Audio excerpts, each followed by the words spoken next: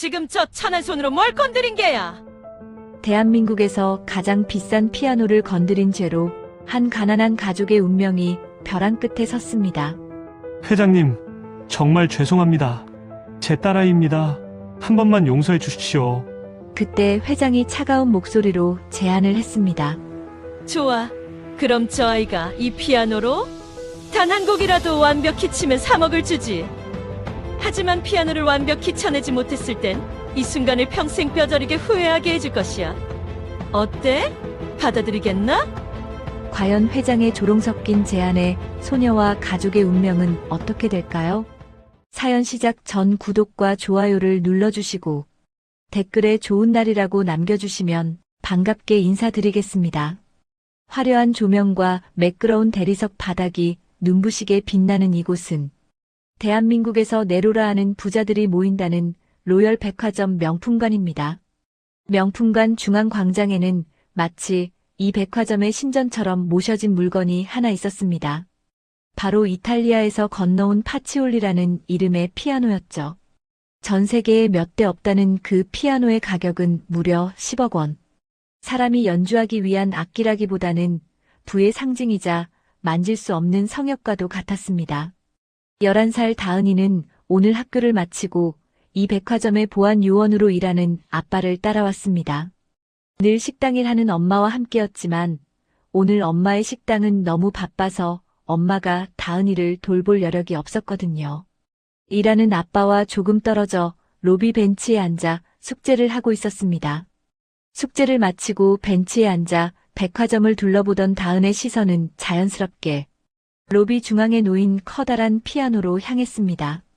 조명을 받아 영롱하게 빛나는 피아노는 후광을 내뿜고 있었습니다. 다은이는 자석에 이끌리듯 피아노 앞으로 다가갔습니다. 평소 피아노를 너무나 배우고 싶어 했지만 형편이 어려워 작은 중고 피아노조차 사주지 못했던 아빠의 마음을 알기에 다은이는 단 한 번도 투정 부린 적이 없었습니다. 하지만 그날따라 그 화려한 피아노가 마치 자신에게 말을 거는 것만 같았습니다. 다은이는 홀린 듯 손을 뻗었습니다. 보안 요원들이 잠시 자리를 비운 찰나였죠. 아이의 작고 가느다란 손가락 끝이 피아노의 하얀 건반 하나를 아주 조심스럽게 눌렀습니다.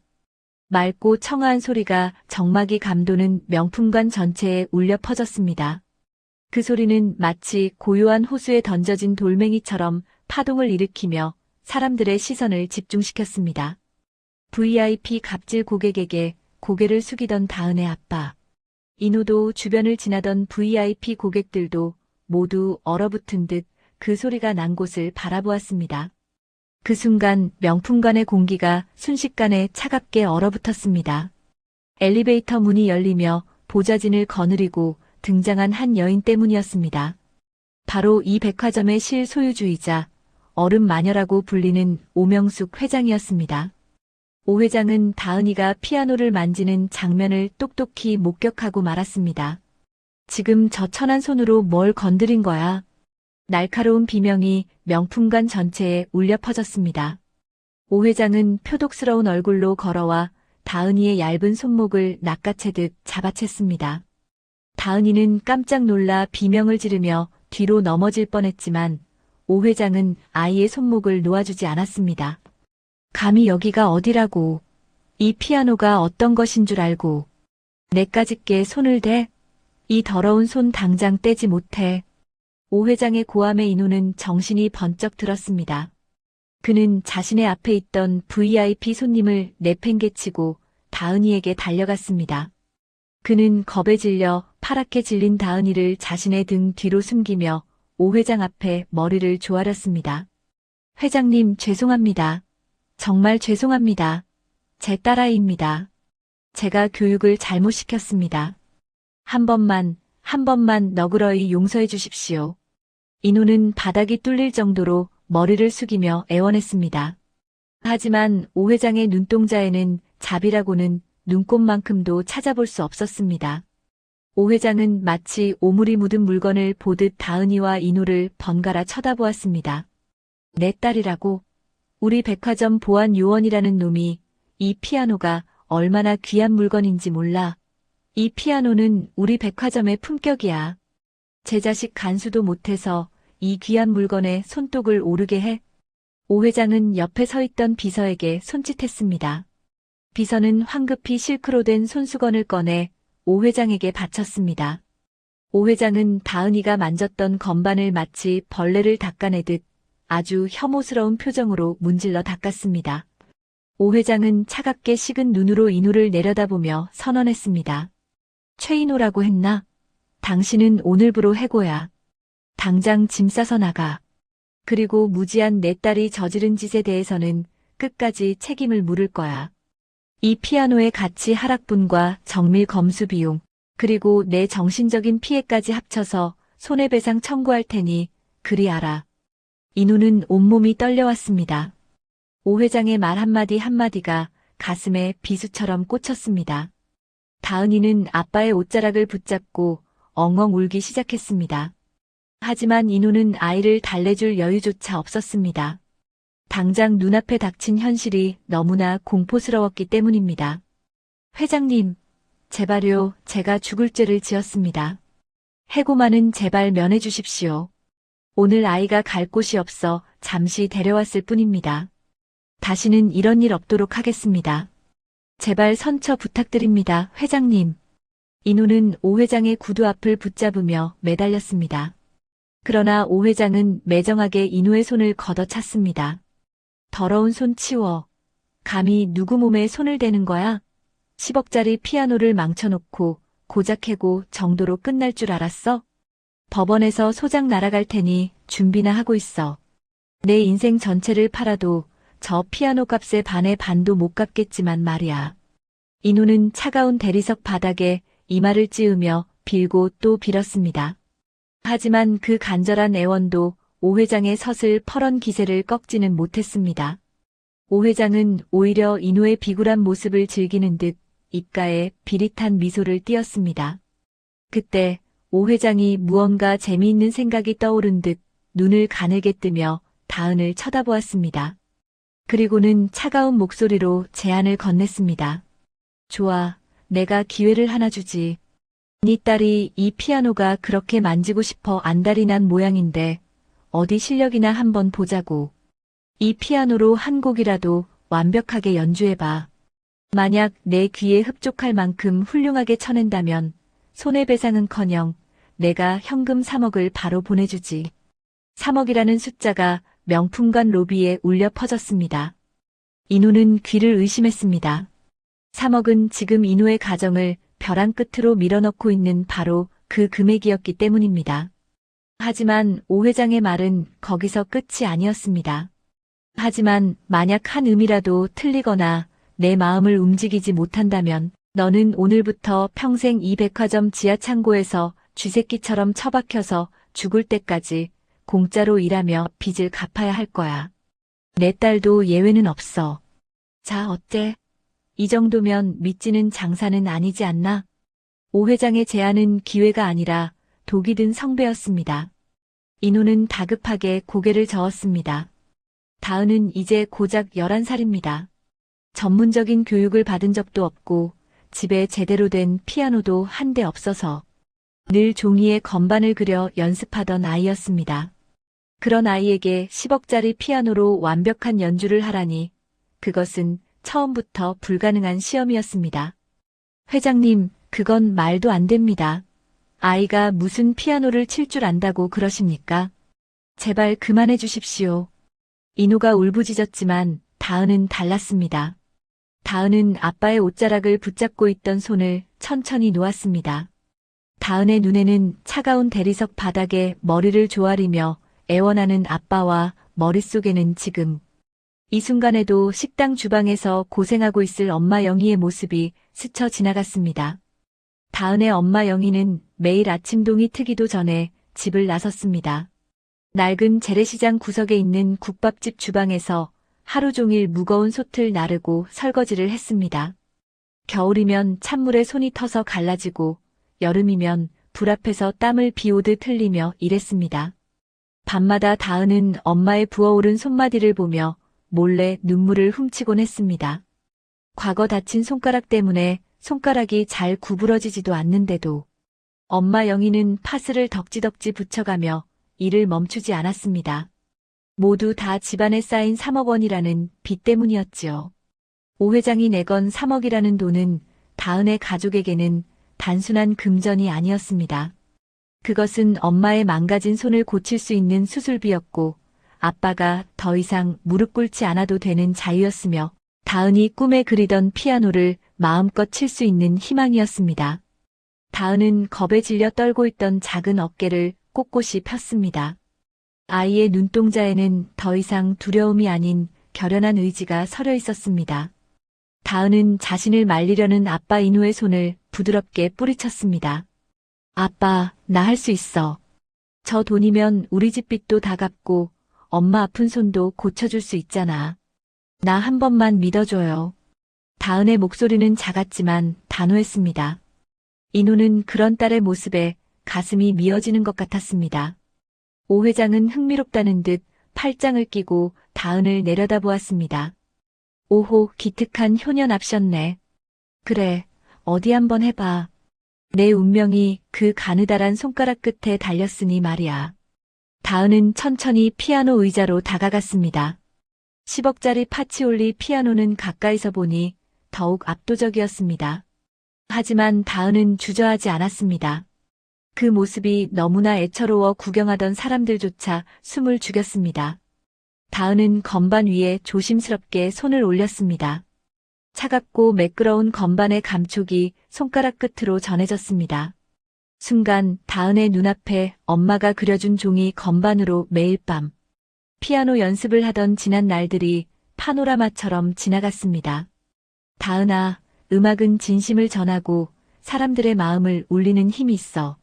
너가 느끼는 감정을 건반을 치는 너의 손가락에 고스란히 담아내면 너의 연주를 듣는 사람들은 분명 너의 진심을 알아줄 거야. 다은은 엄마가 피아노를 가르쳐주며 얘기해주던 이야기를 떠올렸습니다. 다은의 엄마는 유명하진 않아도 음악을 사랑하는 피아니스트였지만 과거 불의의 사고로 손가락 관절이 휘면서 피아노를 포기할 수밖에 없었던 비운의 피아니스트였습니다. 다은을 낳은 뒤 엄마는 시간이 날 때면 종이에 피아노 건반을 그려서 자신이 만들었던 곡을 다은과 함께 연주하곤 했습니다.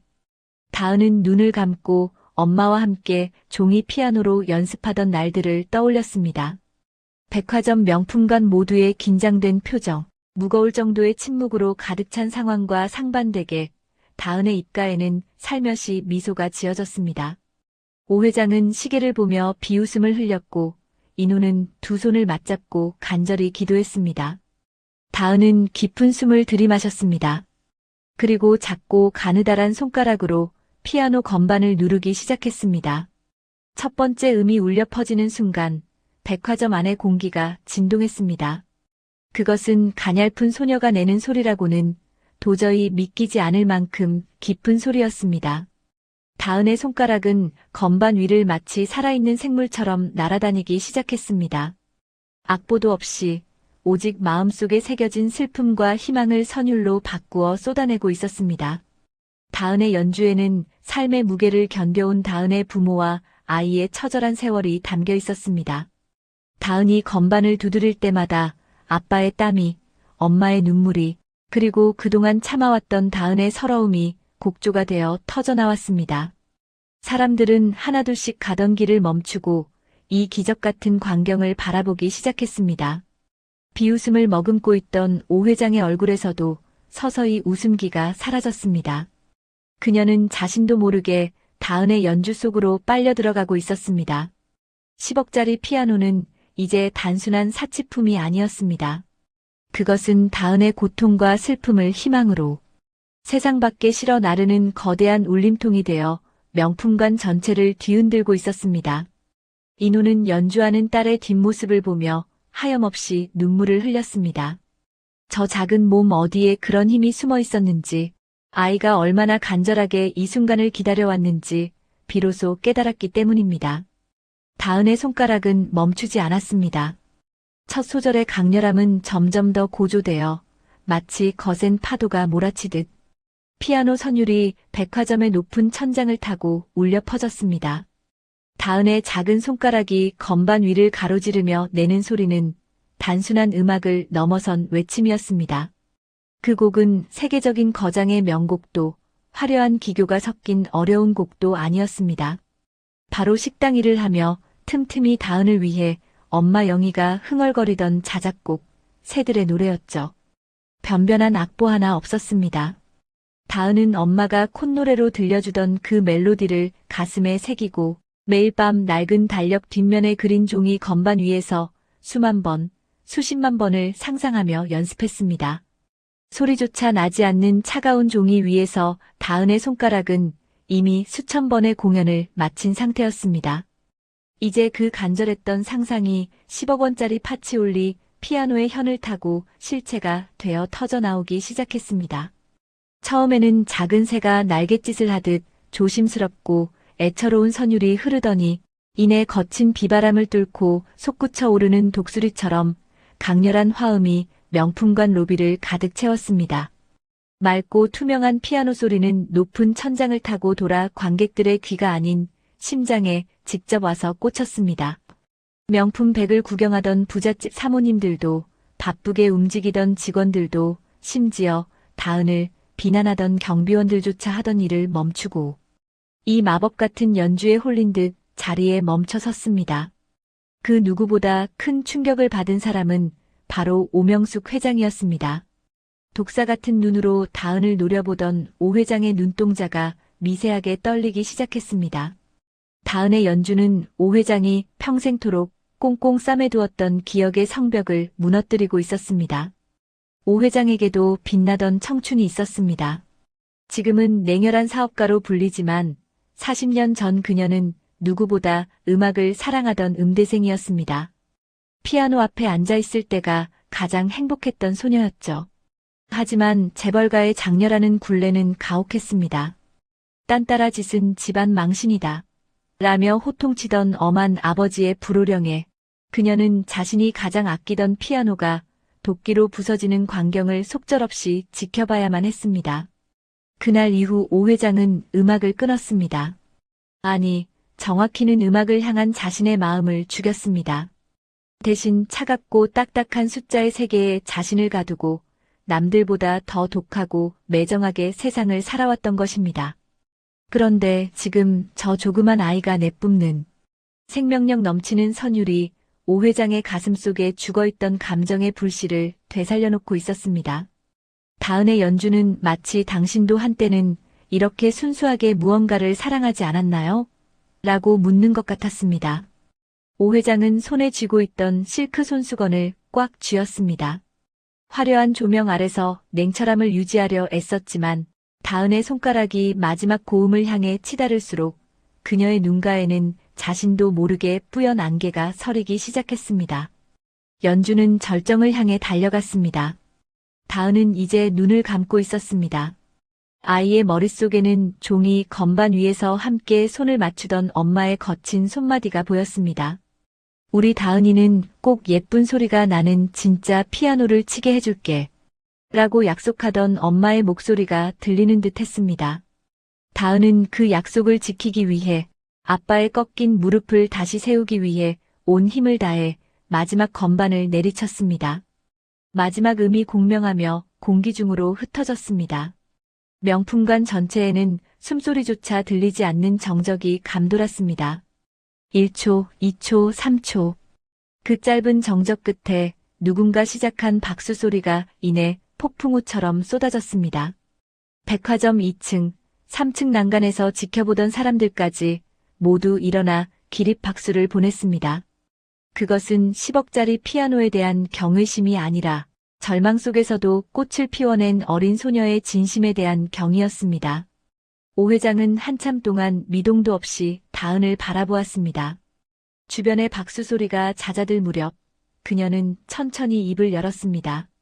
그녀의 목소리는 여전히 차가웠지만 아까와 같은 날카로운 도끼는 빠져 있었습니다. 훌륭하구나. 네가 이겼다. 오 회장은 옆에 서 있던 비서에게 짧게 명령했습니다. 지금 당장 이 아이 아버지의 계좌로 3억 원을 이체해. 내 입으로 한 약속이니 바로 진행해. 비서는 깜짝 놀라 눈을 동그랗게 떴지만 오 회장의 단호한 눈빛에 서둘러 태블릿 PC를 꺼내 들었습니다. 인호는 넋이 나간 표정으로 다은과 오 회장을 번갈아 보았습니다. 이게 꿈인지 생시인지 분간이 가지 않았습니다. 잠시 후 인호의 바지 주머니 속에서 짧은 진동음이 울렸습니다. 떨리는 손으로 휴대폰을 꺼내 확인한 인호의 눈이 휘둥그레졌습니다. 화면에는 선명한 글자로 로열그룹 3억 원 입금 완료라는 문자가 찍혀 있었습니다. 3억 원. 평생 만져보지도 못한 거대한 금액이자 가족을 옥죄던 지옥 같은 빚을 단번에 씻어내줄 구원의 숫자였습니다. 다은아, 다은아. 인호는 참았던 울음을 터뜨리며 피아노 의자에서 내려오는 다은을 와락 끌어안았습니다. 다은도 아빠의 가슴에 얼굴을 묻고 엉엉 울기 시작했습니다. 공포와 긴장감으로 팽팽하게 당겨졌던 마음이 한순간에 풀리며 부녀는 차가운 대리석 바닥에 주저앉아 서로를 보듬었습니다. 아빠, 이제 엄마 손 고칠 수 있는 거지? 우리 이제 깡패 아저씨들한테 쫓겨다니지 않아도 되는 거지? 아이가 흐느끼며 묻는 말에 인호는 대답 대신 딸의 등을 연신 토닥였습니다. 목이 메어 차마 말이 나오지 않았습니다. 저 멀리서 이 광경을 지켜보던 오 회장은 아주 잠시, 아주 찰나의 순간 동안 슬픈 미소를 지었습니다. 그리고는 아무 일도 없었다는 듯 고개를 돌려 다시 어른 마녀의 얼굴로 돌아가 비서진과 함께 자리를 떠났습니다. 화려한 명품관 로비 10억 원짜리 피아노 앞에서 부둥켜 안고 오열하는 가난한 보안 요원과 그의 어린 딸. 사람들은 그들을 더 이상 천하다거나 무식하다고 손가락질하지 않았습니다. 오히려 그들의 눈물 속에서 자신들이 잊고 살았던 무언가를 발견한 듯 숙연한 표정으로 그 자리를 지켰습니다. 다은의 새들의 노래는 절망의 끝에 서 있던 한 가족을 다시 세상 밖으로 끌어올리는 희망의 창가가 되었습니다. 명품관 로비를 가득 채웠던 새들의 노래 연주가 끝나고 사람들의 기립박수가 터져나오던 그 뜨거운 순간이었습니다. 인호와 다은이 바닥에 주저앉아 서로를 껴안고 눈물을 흘리고 있을 때 군중 사이를 헤치고 한 남자가 천천히 걸어 나왔습니다.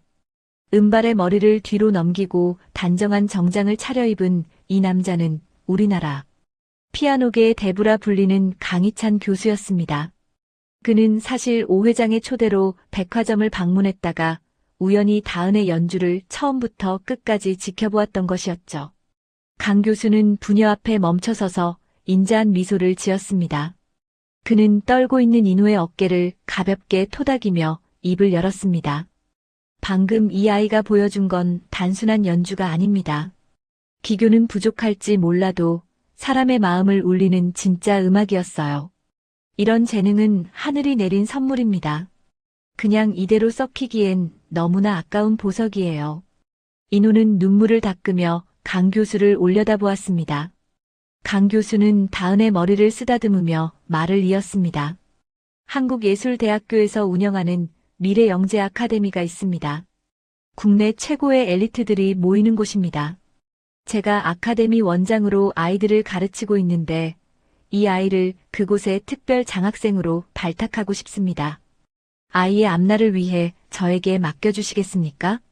인호는 꿈만 같은 제안에 정신이 아득해졌습니다. 오 회장의 3억 원에 이어 국내 최고의 거장이 직접 찾아와 다은을 가르치겠다고 하니 이것은 천지신명께서 도우신 기적이 아니고서야 설명할 길이 없었습니다. 인호는 강 교수의 손을 붙잡고 연신 고개를 숙였습니다. 기적은 거기서 멈추지 않았습니다. 인호는 백화점에서 받은 3억 원으로 그동안 가족을 괴롭히던 사채 빚을 가장 먼저 정리했습니다.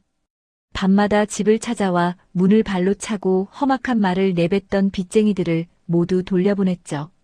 영희를 옥죄던 빚 독촉장이 사라지자 인혼의 집에도 비로소 따뜻한 햇살이 비치기 시작했습니다. 그 무엇보다 기뻤던 일은 엄마 영희의 손수술이었습니다. 인호는 영희를 데리고 대학병원의 유명한 정형외과 교수를 찾아갔습니다. 과거에 다친 관절과 오랜 세월 찬물에 손을 담그고 무거운 솥을 나르느라 망가질 대로 망가진 영희의 손마디를 보며 의사는 고개를 저었지만 수술은 무사히 끝났습니다. 수술실 밖에서 초조하게 기다리던 인우와 다은은 붕대를 칭칭 감은 채 회복실로 나오는 영희의 손을 잡고 또 한 번 울었습니다. 여보, 이제 당신 다시는 그 지긋지긋한 주방 일 안 해도 돼. 내가 어떻게든 우리 다은이 피아니스트 만들고 당신 편하게 살게 해줄게. 인우의 말에 영희는 마치 기운 속에서도 희미하게 웃었습니다. 수술이 잘 끝나고 며칠 뒤 영희는 부기가 빠진 손가락을 조금씩 움직일 수 있게 되었습니다. 굽어지지 않던 손가락이 펴질 때마다 다은은 엄마의 손을 어루만지며 기뻐했습니다. 하지만 기쁨 뒤에는 언제나 시련이 뒤따르는 법이었죠. 어느덧 다은이 미래영재 아카데미에 입학하는 첫날이 되었습니다. 인우는 평소 입던 낡은 경비원 유니폼 대신 큰맘 먹고 새로 산 저렴한 정장을 꺼내 입었습니다. 다은에게도 예쁜 원피스 한 벌을 사주었죠. 부녀는 설레는 마음으로 아카데미 건물이 있는 청담동으로 향했습니다. 아카데미 정문에는 번쩍이는 외제차들이 줄을 지어 서 있었습니다. 비싼 정장을 차려 입은 사모님들이 아이들의 손을 잡고 차에서 내렸고 그 아이들의 옷차림은 다은이 백화점에서만 보던 명품들로 도배되어 있었습니다. 그 화려한 풍경 사이에서 인우와 다은은 왠지 모를 위축감을 느꼈습니다. 다은아, 기죽지 마. 너는 당당하게 내 실력으로 여기 들어온 거야. 인우는 다은의 손을 꼭 쥐며 용기를 주었지만 아카데미 로비에 들어서는 순간부터 아이들의 따가운 시선이 쏟아졌습니다. 제가 그 백화점에서 구걸하듯 피아노 쳐서 돈 받았다던 그 애야. 보안 요원 딸이라며. 옷 입은 것 좀 봐. 어디 시장에서 산 것 같아. 아이들의 수군거림은 다은의 가슴에 비수처럼 꽂혔습니다. 다은은 고개를 숙인 채 복도를 걸었습니다. 강의실로 향하는 길, 다은은 아카데미 최고의 영재로 불리는 수아와 마주쳤습니다. 수아는 유명한 기업인의 딸이자 어릴 때부터 해외 유명 교수들에게 레슨을 받아온 전형적인 엘리트였습니다. 수아는 화려한 조명 아래서 다은을 위아래로 훑어보더니 비릿한 웃음을 지었습니다. 네가 최다은이니? 강 교수님이 직접 뽑았다고 해서 대단한 애인 줄 알았더니 생각보다 평범하네. 아니, 좀 촌스럽다고 해야 하나? 수아의 말에 주변 아이들이 키득거리며 웃었습니다. 다은은 입술을 깨물며 대답했습니다. 나는 피아노를 배우러 온 거야. 옷이나 배경을 자랑하러 온 게 아니야. 다은의 당찬 대답에 수아의 눈빛이 싸늘하게 변했습니다. 수아는 다은에게 바짝 다가와 낮은 목소리로 속삭였습니다. 착각하지 마. 여기는 너 같은 애가 발 붙일 곳이 아니야. 너는 그냥 운 좋게 오 회장님 눈에 들어서 동정표를 얻은 길거리 연주자일 뿐이야. 근본 없는 곡으로 거장이라도 된 줄 아니? 수아는 다은의 어깨를 툭 치고는 우아하게 복도를 지나갔습니다. 다은은 그 자리에 멈춰서서 부르르 떨었습니다. 눈물이 왈칵 쏟아질 것 같았지만 다은은 꾹 참았습니다. 엄마의 아픈 손을 고치고 아빠의 자존심을 되찾아준 그 소중한 피아노였습니다. 여기서 포기할 수는 없었습니다. 첫날 오리엔테이션 시간, 강희찬 교수가 아이들 앞에 섰습니다. 그는 다은을 앞으로 불러내 소개했습니다. 오늘부터 우리 아카데미에 합류하게 된 최다은 양입니다. 다은이는 악보보다 마음으로 음악을 이해하는 특별한 재능을 가졌어요. 여러분 모두 서로에게 좋은 자극이 되길 바랍니다. 강 교수의 칭찬이 이어질수록 강의실 안의 분위기는 더욱 차가워졌습니다. 특히 수아와 그 무리들은 노골적으로 다은을 향해 비웃음을 날렸습니다. 수업이 끝나고 점심시간이 되자 아이들은 무리를 지어 고급 카페로 향했지만 다은은 혼자 남았습니다. 아빠 인호가 싸준 정성 어린 김밥 도시락을 꺼냈지만 주변 아이들의 차가운 시선 때문에 차마 입에 대지도 못했습니다. 야, 너 그 김밥 여기서 먹게? 냄새나니까 저기 구석에 가서 먹어. 여긴 너 같은 애들이 밥 먹는 식당이 아니거든. 수아의 단짝인 민지가 다은의 책상을 툭 치며 말했습니다. 다은은 묵묵히 도시락을 챙겨 건물 밖 벤치로 나갔습니다.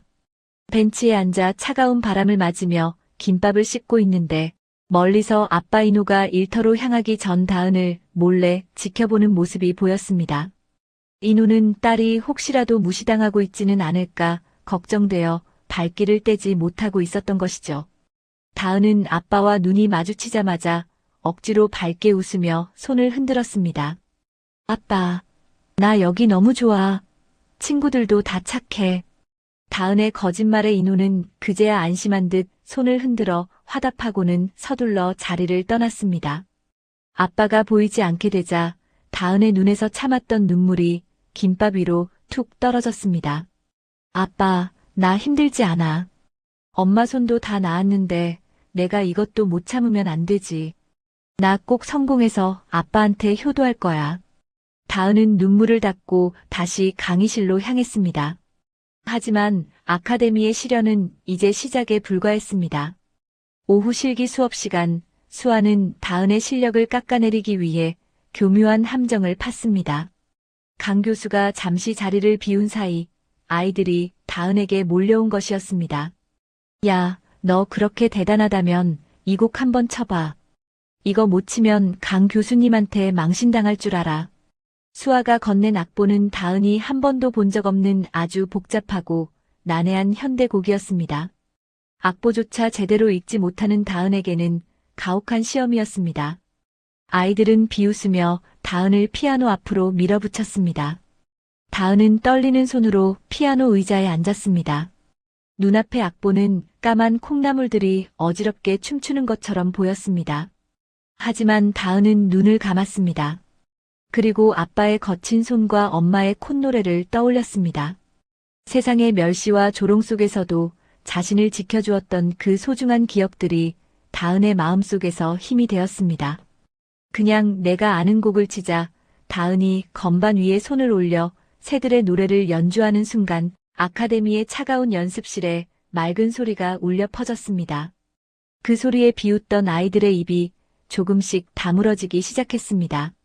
소문으로만 듣던 그 곡이었습니다. 수아의 연주가 놀라웠지만 서로 눈치를 보며 섣불리 말을 꺼내는 아이는 없었습니다. 그때 수아가 여전히 도끼 서린 눈으로 다은을 노려보며 말했습니다. 또 그 곡이야? 그거밖에 칠 줄 모르는 게 무슨 피아니스트야. 황금빛 기회로 보였던 아카데미 입학은 어린 다은에게는 마치 사자. 굴 속으로 들어온 것과 같은 혹독한 시련의 시작이었습니다. 그러나 다은은 알고 있었습니다. 이 시련을 넘지 못하면 엄마의 고통도 아빠의 눈물도 헛수고가 된다는 것을요. 아카데미의 차가운 복도 끝, 하나 둘 빈 연습실에는 정막만이 흐르고 있었습니다. 하지만 다은은 집으로 향하는 대신 낡은 빗자루를 손에 쥐었습니다. 다른 아이들처럼 등록금을 내지 못하는 대신 밤 늦게까지 연습실 구석구석을 쓸고 닦았습니다. 그렇게라도 특별 장학생으로 아카데미에 들어온 마음의 짐을 덜고 싶었습니다. 청소를 마친 다은은 모두가 떠난 그곳에 홀로 남아 피아노 건반에 손을 올렸습니다. 나를 믿어준 강 교수님에게 실력으로 보답해야 해. 다은은 종이 피아노에서 벗어나 그랜드 피아노의 하얀 건반으로 직접 소리를 들으며 음감을 익히기 시작했습니다. 같은 시각 평창동의 거대한 저택 서재에는 로열 백화점의 오명숙 회장이 깊은 생각에 잠겨 있었습니다. 세상 사람들에게는 피도 눈물도 없는 어른 마녀로 통하지만 홀로 남겨진 이 시간만큼은 그녀도 그저 외로운 노인에 불과했죠. 오 회장의 시선은 서재 한쪽에 놓인 커다란 액자에 머물러 있었습니다. 먼지 하나 없이 닦인 액자 속에는 젊은 시절 피아노 앞에 앉아 환하게 웃고 있는 오 회장의 모습이 담겨 있었습니다. 오 회장에게 피아노는 평생의 한이었습니다. 재벌가의 장녀로서 가업을 이어받아야 했던 그녀에게 예술은 사치이자 집안의 수치로 여겨졌습니다. 음악을 사랑했던 소녀의 꿈은 아버지의 불호령 아래 처참하게 짓밟혔습니다. 그녀가 가장 아끼던 피아노가 도끼에 찍혀 산산조각 나던 그날, 오 회장은 자신의 심장 한쪽도 함께 부서지는 것을 느꼈습니다. 그날 이후 그녀는 마음의 문을 닫고 숫자가 지배하는 냉혹한 비즈니스의 세계로 자신을 몰아넣었습니다. 그런데 며칠 전 백화점에서 본 그 아이, 다은이의 연주가 오 회장의 꽁꽁 얼어붙은 심장을 녹이기 시작했습니다. 아이의 연주에는 기교로는 설명할 수 없는 생명력과 간절함이 있었습니다. 그것은 수십 년 전 자신이 가졌으나 지키지 못했던 바로 그 불꽃이었습니다. 비서실장 들어오게. 오 회장이 낮은 목소리로 호출했습니다. 잠시 후 문이 열리고 최 비서가 고개를 숙이며 들어왔습니다. 그 아이, 최다은 말이야. 아카데미에서 어떻게 지내고 있는지 알아봤나? 네, 회장님. 강 교수님의 배려로 열심히 배우고는 있습니다만 다른 학생들과의 환경 차이 때문에 적응이 쉽지 않은 모양입니다. 특히 부모님의 형편이 넉넉지 않아 제대로 된 교재나 연주복 한 벌 없다는 소식이 있습니다. 오 회장의 미간이 살짝 찌푸려졌습니다. 그녀는 잠시 창밖을 바라보더니 단호하게 명령했습니다. 익명으로 후원금을 보내. 아카데미 측에는 내가 보냈다는 사실을 절대 비밀로 하고 재단 이름으로 장학금을 집행해. 그리고 최고급 교재들과 해외 유명 연주자들의 악보, 그리고 다은이 체형에 맞는 최고급 연주복까지 모두 준비해서 보내주게. 아이가 눈치채지 못하게 조심해서 말이야. 알겠습니다, 회장님. 즉시 조치하겠습니다. 최 비서가 나가고 난 뒤 오 회장은 천천히 자리에서 일어나 방 한 구석을 차지하고 있던 검은 천을 걷어냈습니다. 그곳에는 40년 만에 다시 빛을 본 낡은 피아노가 놓여 있었습니다. 그녀는 떨리는 손으로 건반 하나를 눌러보았습니다. 투명한 소리가 방 안을 울렸습니다. 오 회장은 그날 이후 매일 밤 아무도 모르게 피아노 레슨을 다시 시작했습니다. 굳어버린 손가락을 억지로 움직이며 고통을 참아냈죠. 신기하게도 손가락 끝이 아려올수록 그녀의 성격도 조금씩 부드러워졌습니다. 직원들에게 호통을 치는 대신 실수한 비서에게 다음부턴 조심하게라며 짧은 위로를 건네기도 했습니다. 한편 다은은 자신에게 쏟아지는 이 엄청난 지원들이 어디서 오는지 전혀 알지 못했습니다. 어느 날 아카데미 사물함에는 다은의 이름이 적힌 커다란 상자가 놓여 있었습니다. 그 안에는 다은이 평소 서점에서 구경만 하던 비싼 음악 이론서들과 눈부시게 하얀 연주복, 그리고 고급 가죽 신발이 들어 있었습니다. 와, 아빠. 이것 봐요. 아카데미 재단에서 저한테 선물을 줬어요. 다은이 기뻐하며 집으로 가져온 물건들을 보며 인호와 엄마 영희도 깜짝 놀랐습니다. 인호는 딸의 환한 얼굴을 보며 기뻤지만 한편으로는 세상에 공짜는 없다는 생각에 걱정이 앞섰습니다. 하지만 영희는 다은의 손을 꼭 잡으며 말했습니다. 우리 다은이가 복이 많은가 보다. 하늘이 우리 딸 고생하는 거 알고 도와주시는 모양이야. 감사한 마음으로 더 열심히 해야 한다. 알았지? 수술 후 건강을 회복 중이던 영희는 붕대를 푼 손으로 다은의 연주복을 어루만졌습니다. 다은은 그날 이후 더욱 연습에 매진했습니다. 하지만 아카데미의 수업은 생각보다 훨씬 어려웠습니다. 대물림된 재능과 조기 교육으로 무장한 엘리트 아이들 사이에서 종이 피아노로, 심지어 독학으로 피아노를 배운 다은은 기초 이론에서 큰 벽에 부딪혔습니다.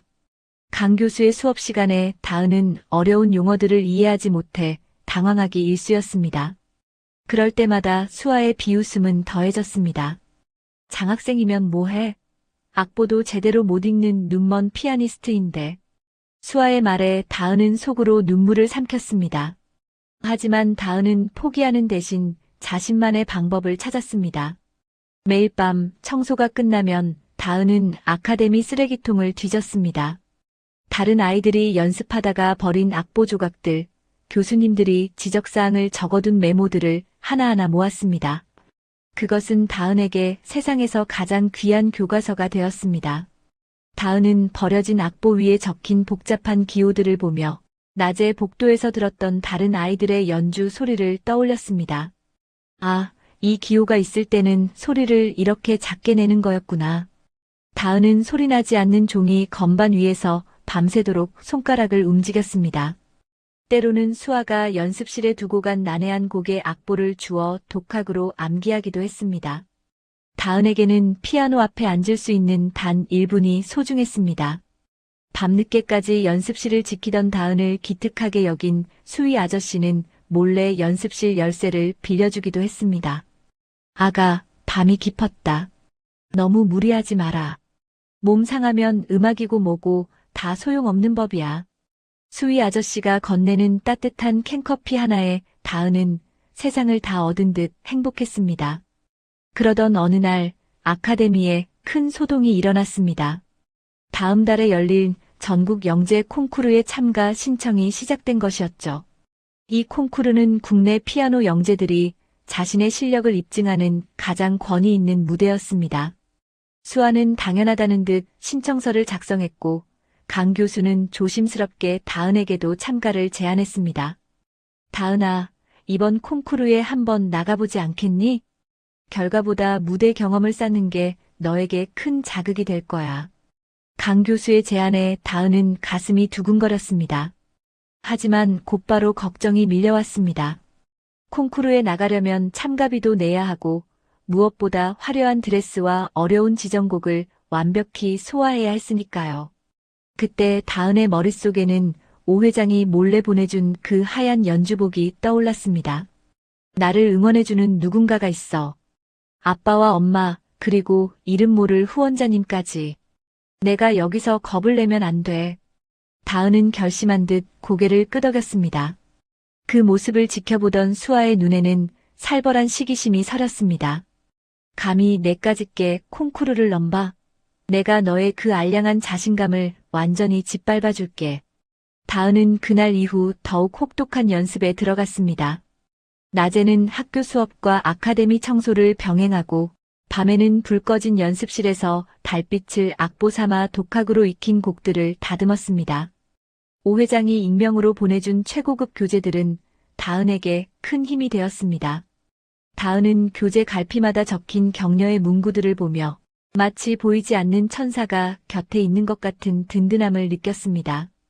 오 회장 역시 자신의 방에서 다은의 성장 보고서를 읽으며 흐뭇한 미소를 지었습니다.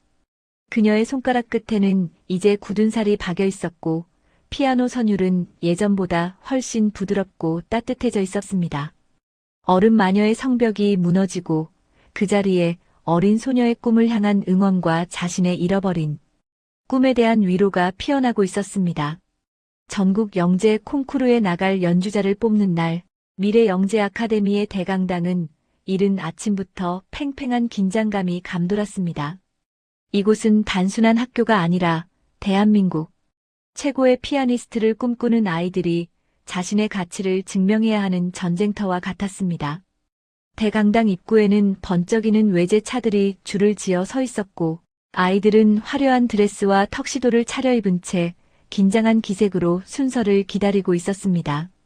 다은은 오 회장이 익명으로 보내준 눈부시게 하얀 드레스를 입고 연습실 한편에 앉아 있었습니다. 거울 속에 비친 자신의 모습이 낯설기도 했지만 다은은 이 드레스에 담긴 누군가의 따뜻한 응원을 잊지 않았습니다. 다은의 손에는 낡고해진 악보 뭉치가 들려 있었습니다. 다른 아이들처럼 깨끗한 새 악보가 아니라 쓰레기통에서 주운 조각들을 이어붙이고 교수님의 지적사항을 빼곡히 적어 넣은 다은에게는 보물 1호와 같은 악보였습니다. 다은은 눈을 감고 건반 위에 손을 가만히 올려보았습니다. 아카데미 연습실을 청소하며 매일 밤 피아노의 묵직한 건반을 눌러보았던 감각이 손가락 끝에 생생하게 살아있었습니다. 지난날 종이 건반 위에서 상상으로만 그리던 소리들이 이제는 실제 음이 되어 다은의 귀에 쟁쟁하게 울리고 있었죠. 다은은 그동안 배운 음악 이론과 밤샘 연습으로 다져진 실력을 믿으며 조용히 마음을 가다듬었습니다. 하지만 그 행복한 모습을 지켜보며 도끼를 품은 시선이 있었습니다. 바로 아카데미의 우등생 수아였습니다. 수아는 날이 갈수록 무섭게 성장하는 다은의 재능에 큰 위협을 느끼고 있었습니다. 특히 강 교수님이 다은을 바라보는 눈빛이 예사롭지 않다는 사실을 알게 된 후로 수아의 시기심은 걷잡을 수 없이 커져만 갔습니다. 저런 근본 없는 애한테 내 자리를 뺏길 순 없어. 오늘 확실히 끝내줘야지. 수아는 다은이 잠시 화장실을 가기 위해 자리를 비운 틈을 놓치지 않았습니다. 수아는 다은의 가방을 뒤져 그 낡은 악보 뭉치를 꺼냈습니다. 그리고는 연습실 복도 끝에 있는 문서 파쇄기 앞으로 달려갔습니다. 드르륵, 드르륵 소리를 내며 다은의 소중한 악보들이 종이 가루가 되어 사라졌습니다. 다은이 밤을 지새우며 공부했던 흔적들, 그 간절한 기록들이 순식간에 쓰레기 더미로 변해버렸습니다. 잠시 후 돌아온 다은은 가방이 열려 있는 것을 보고 가슴이 철렁 내려앉았습니다. 아무리 찾아도 악보는 보이지 않았습니다. 다은은 사색이 되어 연습실 구석구석을 뒤졌지만 그 어디에도 악보는 없었습니다. 연주 순서는 다가오고 있었고 다은의 머릿속은 하얗게 지워졌습니다. 다은은 복도로 뛰어나와 울먹이며 악보를 찾기 시작했습니다. 그때 강희찬 교수가 복도를 지나가다 다은을 발견했습니다. 강 교수는 차가운 눈빛으로 다은을 다그쳤습니다. 최다은, 여기서 뭐 하고 있는 거니? 곧 내 차례야. 악보도 없이 무대에 올라갈 셈이야? 교수님, 악보가 없어졌어요. 분명히 가방에 넣어뒀는데. 다은의 목소리는 떨리고 있었습니다. 강 교수는 냉정하게 시계를 보며 말했습니다. 준비되지 않은 연주자에게 무대는 허락되지 않는다. 악보 하나 간수 못하는 실력으로 콩쿠르에 나가겠다고? 기권할 거라면 지금 당장 말해라. 강 교수의 차가운 말에 다은은 바닥에 주저앉아 눈물을 쏟았습니다. 이제 모든 것이 끝났다는 절망감이 다은을 덮쳤습니다. 엄마의 수술비로 받은 그 3억 원의 무게, 아빠의 꺾인 자존심을 세워주겠다던 다짐이 한순간에 물거품이 되는 것 같았습니다. 그때였습니다. 복도 저 멀리서 낯익은 유니폼을 입은 한 남자가 급하게 달려오고 있었습니다. 바로 로열 백화점의 보안 요원 유니폼을 그대로 입은 아빠 인우였습니다.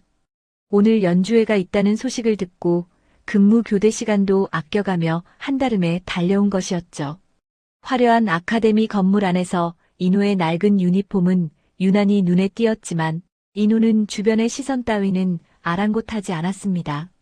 다은아, 우리 딸 무슨 일이야? 왜 여기서 울고 있어?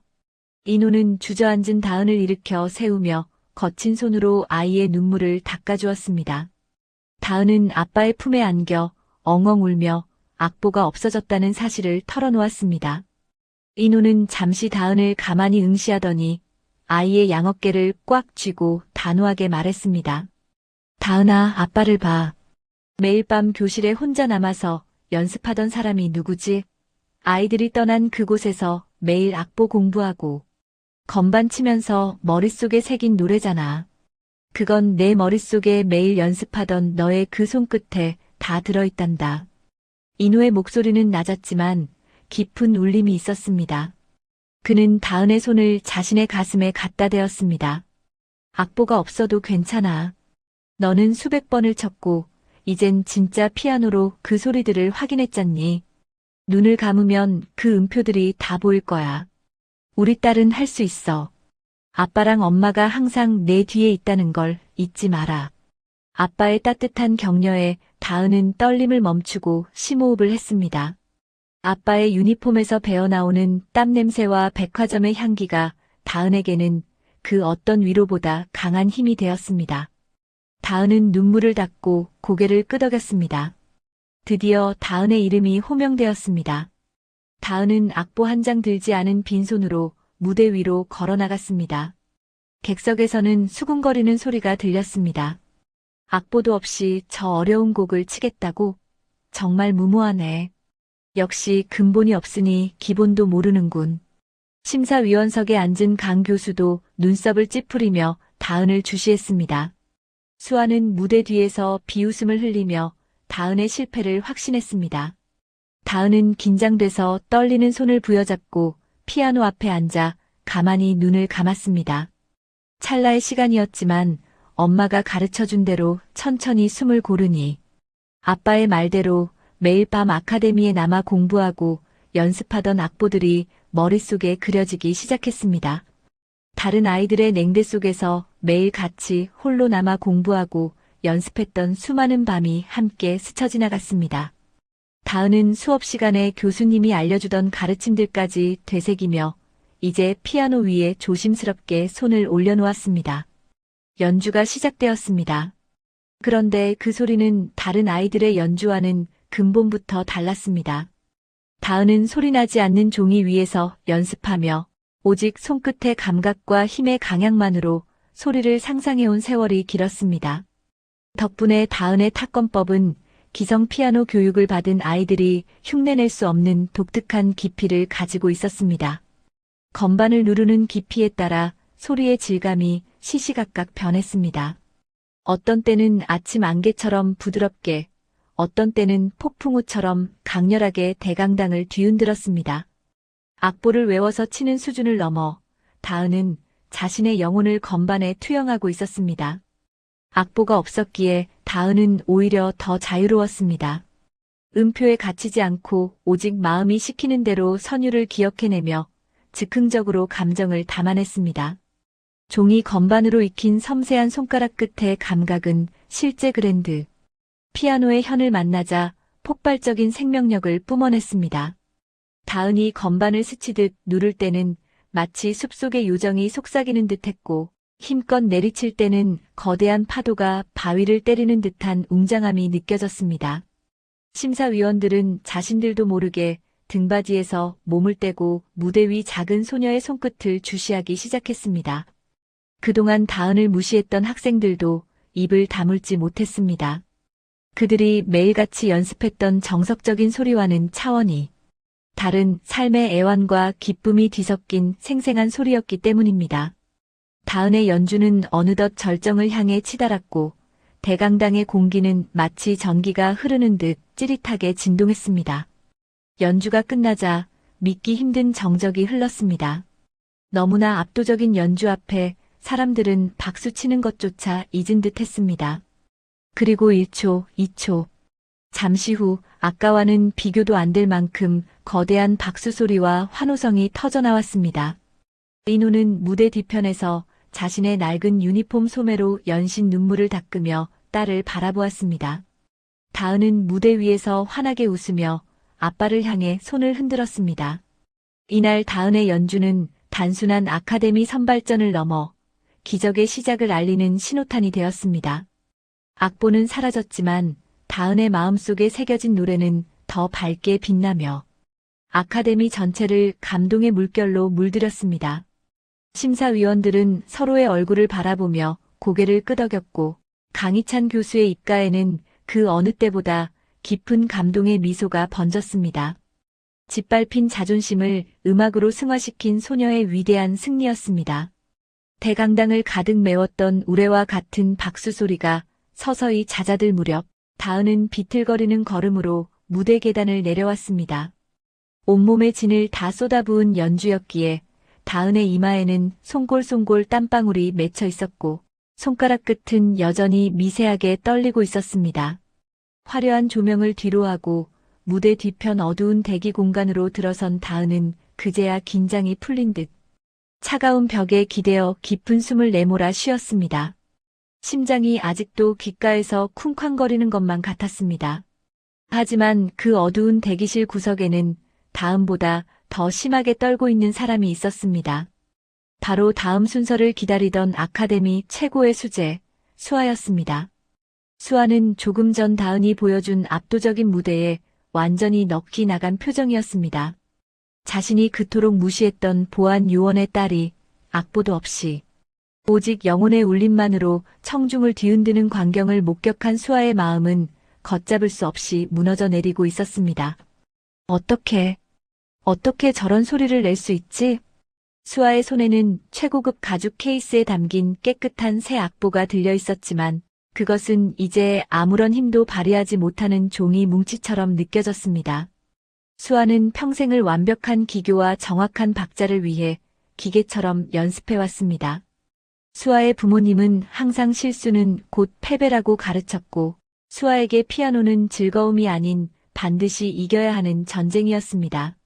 하지만 다은의 연주에는 자신이 결코 가질 수 없었던 삶에 대한 간절함과 뜨거운 진심이 담겨 있었습니다. 그 차이를 깨닫는 순간 수아의 가슴 속에는 거대한 공포가 밀려왔습니다. 내가 저 아이보다 못하면 어떡하지? 엄마가 아빠가 실망하시면, 선생님들이 비웃으면 어떡해? 완벽해야 한다는 강박관념은 순식간에 수아의 숨통을 조여왔습니다. 수아의 얼굴은 핏기 하나 없이 하얗게 질렸고 식은땀이 비 오듯 흘러내려 화사한 화장마저 지워지고 있었습니다. 다리는 힘이 풀려 후들거렸으며 심장은 금방이라도 터질 듯이 쿵쾅거렸습니다. 흔히 말하는 무대 공포증이 수아를 완전히 집어삼킨 것이었습니다.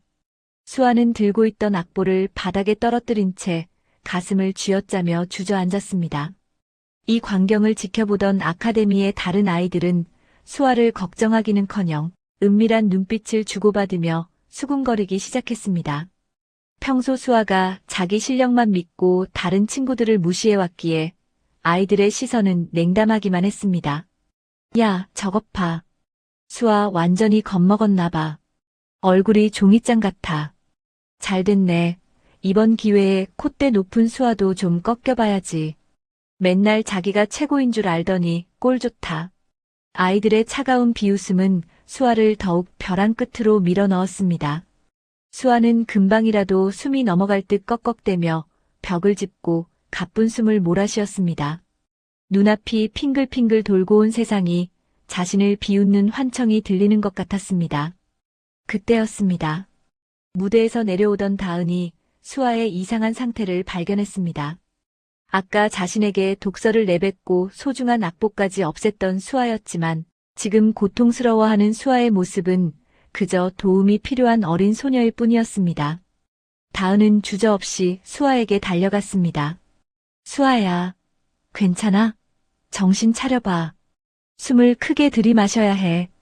다은이 수아의 차가운 어깨를 잡자 수아는 겁에 질린 눈으로 다은을 뿌리치려 했습니다. 이거나 내까짓게 감히 누굴 걱정해.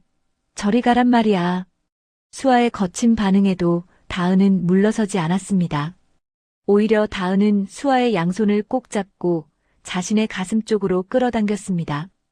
다은의 따뜻한 온기가 수아의 떨리는 손으로 전달되었습니다. 다은은 부드럽지만 단호한 목소리로 수아의 눈을 똑바로 쳐다보며 말했습니다. 수아야, 나를 봐. 나랑 같이 숨 쉬는 거야. 우리 엄마가 내가 너무 무서워서 눈물 날 때마다 가르쳐준 방법이야. 자, 나를 따라서 천천히 해봐. 하나, 둘, 셋. 다은은 과거 빚쟁이들이 들이닥치거나 무서운 꿈을 꿀 때마다 엄마. 영희가 옆에서 등을 토닥이며 해주었던 엄마표 호흡법을 수아에게 가르쳐주기 시작했습니다. 다은은 수아의 등을 천천히 쓸어내리며 시범을 보였습니다. 가슴속에 아주 커다랗고 예쁜 풍선이 있다고 생각해봐. 그 풍선을 아주 천천히 부풀렸다가 다시 천천히 바람을 빼는 거야. 코로 숨을 깊게 들이마시고 입으로 가느다랗게 내뱉어봐. 내 심장 소리에 귀를 기울여봐. 지금은 피아노 소리도 밖에서 기다리는 사람들의 시선도 다 잊어도 돼. 오직 너랑 나 이 숨소리만 생각하는 거야. 다은의 따뜻한 손길과 차분한 목소리가 전해지자 신기하게도 수아의 가쁜 숨이 조금씩 잦아들기 시작했습니다.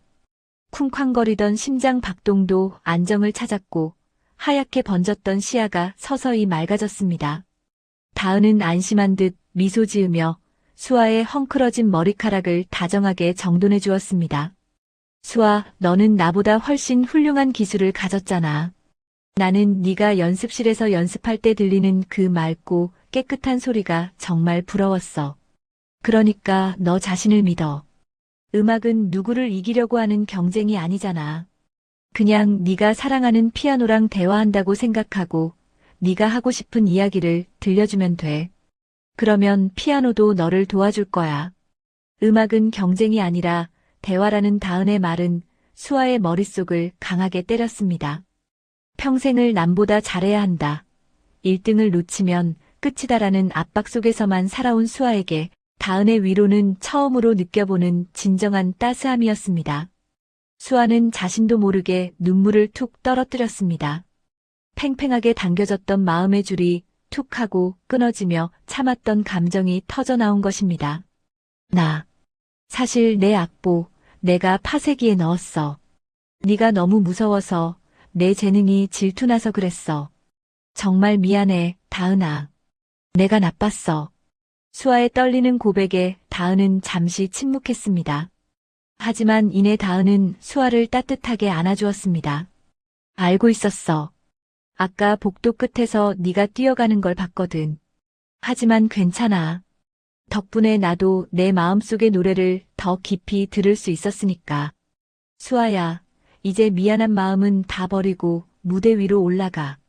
저기 기다리는 피아노가 내 진심을 기다리고 있잖아. 너를 믿어주는 사람들을 위해서가 아니라 너 자신을 위해서 연주해봐. 다은의 진심 어린 용서와 격려에 수아는 비로소 환한 미소를 지을 수 있었습니다. 수아는 바닥에 떨어졌던 자신의 악보를 소중히 집어들고 다은의 손을 한번 꼭 쥐고는 당당한 발걸음으로 무대를 향해 걸어나갔습니다. 무대 위의 선수와의 연주는 이전과는 확실히 달랐습니다. 기계처럼 정확하고 차갑기만 했던 소리에 따뜻한 온기가 스며들었고 악보 너머의 감정이 선율을 타고 흘러나왔습니다. 수아는 연주하는 내내 다은의 말을 떠올렸습니다. 피아노와 대화하듯 자신의 진심을 담아 건반을 눌렀습니다. 틀리지 않아야 한다는 강박에서 벗어나자 오히려 소리는 더 자유롭고 풍성해졌습니다. 연주가 끝나고 무대를 내려온 수아를 가장 먼저 기다리고 있던 것은 다은이었습니다. 두 소녀는 누가 먼저랄 것도 없이 서로의 손을 맞잡았습니다. 어두운 무대 뒤편 화려한 조명은 비치지 않았지만 두 아이의 얼굴은 그 어느 때보다 밝게 빛나고 있었습니다. 고마워, 다은아. 내 덕분에 오늘 처음으로 피아노를 치면서 행복하다는 생각을 했어. 누군가를 이기기 위해서가 아니라 그냥 내 음악을 들려주는 게 이렇게 즐거운 일인지 몰랐어. 수아의 진심 어린 감사가 울려 퍼졌습니다. 그동안 서로를 시기하고 미워하며 세웠던 높은 성벽이 허물어지고 그 자리에 음악으로 맺어진 진한 우정이 피어오르고 있었습니다. 지켜보던 다른 아이들도 두 사람의 모습에 숙연해진 듯 더 이상 수군거리지 않았습니다. 강희찬 교수와 최인우는 멀리서 이 모든 광경을 지켜보며 깊은 감동에 젖었습니다. 실력보다 더 중요한 것은 동료를 아끼는 따뜻한 마음과 음악을 대하는 진실한 자세라는 것을 저 두 어린 소녀가 몸소 보여주고 있었기 때문입니다. 강 교수는 흐뭇한 미소를 지으며 생각했습니다. 저 아이들이라면 앞으로 어떤 시련이 와도 함께 이겨낼 수 있을 것이라고 말입니다. 인우 씨, 자식 농사 정말 잘 지었어. 저 아이들이 장차 우리나라 피아노계를 이끌어갈 큰 기둥이 될 거야. 강 교수의 칭찬에 인우는 낡은 유니폼 소매로 연신 눈물을 닦으며 허허 웃었습니다. 3억 원이라는 큰 돈보다 더 값진 것은 딸 다은이가 시련을 이겨내고 진정한 친구를 얻었다는 사실이었습니다. 인우는 무대 뒤편에서 서로를 보며 웃고 있는 다은과 수아를 보며 가슴 한구석이 뭉클해졌습니다. 이날 이후 다은과 수아는 아카데미에서 모르는 사람이 없는 단짝이 되었습니다. 다은은 수아에게 어려운 음악 이론과 세밀한 기교를 배웠고 수아는 다은에게 마음으로 연주하는 법과 두려움을 이겨내는 법을 배우며 서로의 부족한 부분을 채워나갔습니다. 가난한 보안 요원의 딸과 부유한 집안의 딸이라는 배경의 차이는 더 이상 장애물이 되지 않았습니다. 오직 피아노라는 공통된 언어로 소통하는 두 소녀의 우정은 차가운 아카데미에 희망의 선율을 퍼뜨리는 아름다운 창가가 되었습니다. 미래 영재 아카데미의 차가웠던 연습실 복도에는 전과는 전혀 다른 따뜻한 기운이 감돌기 시작했습니다. 다은과 수아, 한때는 도저히 섞일 수 없을 것 같았던 가난한 보안 요원의 딸과 부유한 집안의 천재. 소녀가 이제는 누구보다 든든한 파트너가 되어 매일 밤을 함께 지새우고 있었기 때문입니다. 처음에는 서로를 경계하며 세웠던 높은 벽이 이제는 서로의 등을 맞대고 거친 세상을 함께 헤쳐나가는 든든한 성벽으로 변해 있었습니다. 두 소녀의 연습실 안에서는 매일같이 열띤 토론과 아름다운 선율이 흘러나왔습니다. 수아는 어릴 때부터 체계적으로 배워온 클래식 음악 이론을 다은에게 아낌없이 나누어 주었습니다. 복잡한 악보 기호들, 이탈리아어로 된 어려운 음악 용어들, 그리고 작곡가의 생애와 의도까지 수아는 마치 작은 선생님처럼 다은에게 차근차근 설명해 주었습니다. 특히 다은이 가장 힘들어했던 정통 클래식의 엄격한 규칙들을 수아는 아주 쉬운 예시를 들어 설명하며 다은의 이해를 도왔습니다. 다은아, 여기 포르탄도라고 적힌 부분은 소리를 그냥 크게 내는 게 아니야. 건반을 깊게 눌러서 소리가 멀리 퍼지게 해야 해. 마치 내 마음이 저기 멀리 있는 사람에게 닿는 것처럼 말이야. 네가 예전에 종이 피아노로 연습할 때 상상했던 그 간절함을 실제 건반 무게에 싣는 거라고 생각하면 돼. 다은은 수아의 가르침을 스펀지처럼 흡수했습니다. 독학으로 익혔던 탓에 중간중간 비어있던 이론의 구멍들이 수아의 도움으로 하나씩 채워졌습니다. 손가락 끝의 감각은 이미 종이 피아노 시절부터 단련되어 있었기에 이론적인 틀이 잡히자 다은의 연주는 날개를 단 듯 비상하기 시작했습니다. 반대로 다은은 수아에게 마음으로 연주하는 법을 가르쳐 주었습니다. 기계처럼 완벽하지만 어딘가 모르게 차가웠던 수아의 연주에 온기를 불어넣는 작업이었죠. 수아야, 이 대목에서는 바람을 떠올려봐. 그냥 추운 바람이 아니라 한겨울에 아빠가 일 마치고 돌아왔을 때 옷깃에서 나던 그 시리고도 포근한 바람 말이야. 아빠가 나를 안아줄 때 느껴졌던 그 든든한 온기를 건반에 실어봐. 그러면 손가락 끝에 힘이 저절로 실리면서 소리가 훨씬 따뜻해질 거야. 다은의 조언에 수아는 눈을 감고 상상을 시작했습니다. 단 한 번도 음악에 자신의 감정을 실어본 적 없던 수아는 다은의 안내를 받으며 조금씩 건반 위에 자신의 영혼을 담아내기 시작했습니다. 두 소녀는 서로의 부족한 점을 채워주며 하루가 다르게 성장해 나갔습니다. 지켜보던 강희찬 교수는 흐뭇한 미소를 지으며 이들의 성장을 응원했습니다. 그는 이 아이들이 만들어내는 화음이 단순한 음악을 넘어 서로 다른 세상을 연결하는 가교가 되고 있음을 직감했습니다. 콩쿠르 본선이 다가올 무렵 다은과 강 교수는 중대한 결정을 내려야 했습니다. 바로 연주곡 선정이었죠. 그동안 다은을 상징했던 새들의 노래는 분명 감동적이었지만 전국의 내로라 하는 영재들이 모이는 본선 무대에서는 객관적인 실력을 검증받기 위해 정통 클래식 곡으로 승부수를 띄워야 했습니다. 그것은 다은에게 있어 동정표를 받는 아이가 아닌 진정한 실력자로 인정받기 위한 정면 돌파였습니다. 다은아, 이번에는 쇼팽의 겨울바람을 도전해보면 어떻겠니? 아주 빠르고 강렬한 곡이라서 네가 가진 섬세한 타건법을 보여주기에 아주 좋을 거야. 하지만 그만큼 아주 어렵고 혹독한 연습이 필요하단다. 마치 칼날 위를 걷는 듯한 정교함이 필요해. 강 교수의 제안에 다은은 결연한 표정으로 고개를 끄덕였습니다. 쇼팽의 겨울바람은 마치 거센 눈보라가 몰아치듯 화려하고 웅장한 곡이었습니다. 다은은 이 곡이 마치 자신의 가족이 겪어온 모진 풍파와 닮았다고 생각했습니다. 가난이라는 겨울바람을 견디고 일어선 자신들의 이야기를 이 곡에 담아낼 수 있을 것만 같았습니다. 밤마다 뼈를 깎는 고통이 수반되는 연습이 이어졌지만 다은은 단 한 번도 힘들다는 내색을 하지 않았습니다. 오히려 건반을 두드릴수록 자신의 가슴 속 응어리가 풀리는 기분을 느꼈습니다. 그러던 어느 날 다은의 집으로 의문의 커다란 상자 하나가 배달되었습니다. 상자 안에는 이제껏 본 적 없는 세상에서 가장 아름다운 연주복이 들어있었습니다. 은은한 하늘빛 실크 소재의 수천 개의 작은 보석이 박힌 드레스는 마치 요정의 날개처럼 눈부시게 빛나고 있었습니다. 드레스와 함께 놓인 카드에는 정갈한 필체로 짧은 글귀가 적혀 있었습니다. 겨울바람을 이겨내고 피어날 너의 무대를 응원한다. 보낸 이의 이름은 적혀 있지 않았지만 다은은 본능적으로 알 수 있었습니다. 백화점에서 무릎 꿇은 아빠를 모욕하면서도 자신의 연주를 들으며 눈물 지었던 그 차갑고도 슬픈 눈의 오 회장이 보낸 선물이라는 것을요. 다은은 드레스를 품에 안고 창밖의 평창동 방향을 바라보았습니다. 이제 그곳은 공포의 대상이 아닌 자신을 지켜봐주는 누군가가 있는 따뜻한 곳으로 느껴졌습니다. 사실 오 회장은 요즘 자신의 저택에서 홀로 피아노 연습을 하며 하루하루를 보내고 있었습니다. 다은을 후원하며 자신의 잃어버린 꿈을 대리 만족하는 것이 아니라 다은이라는 거울을 통해 자신의 인생을 다시 바라보고 있었던 것이죠.